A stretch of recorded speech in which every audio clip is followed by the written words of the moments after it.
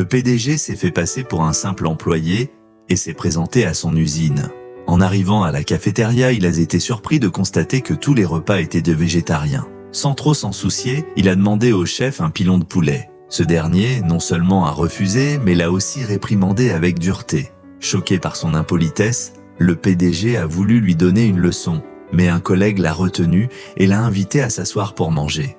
Au cours de la discussion, il a découvert que ses collègues n'avaient pas mangé de viande depuis longtemps. Pendant qu'il s'interrogeait, un jeune homme riche est arrivé et s'est assis à côté de lui. Le chef lui a alors servi un repas luxueux. Intrigué, l'homme a demandé des explications. Le jeune homme lui a rétorqué que des ouvriers de leur rang ne méritaient pas de viande. En colère, l'homme voulait protester, mais son collègue l'a encore calmé.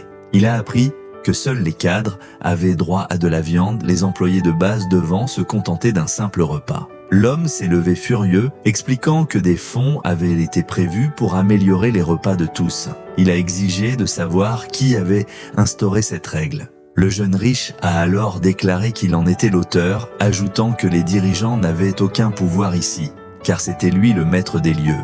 Il s'avérait qu'il était le fils du directeur et abusait de son pouvoir. Pour punir l'homme, il l'a sommé de s'agenouiller pour s'excuser, promettant un pilon en échange. L'homme a refusé avec fermeté.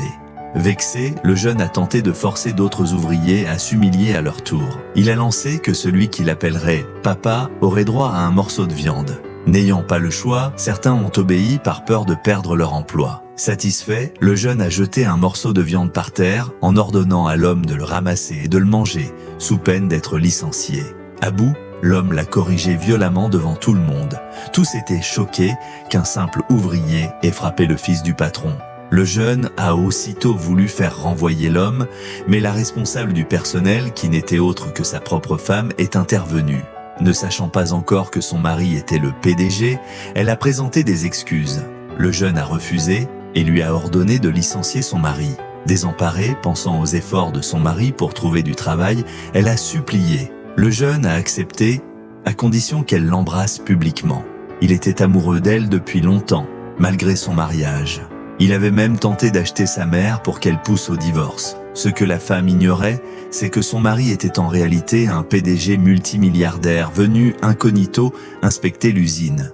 Il n'avait jamais révélé sa véritable identité. Sa belle famille le méprisait et le traitait comme un pauvre.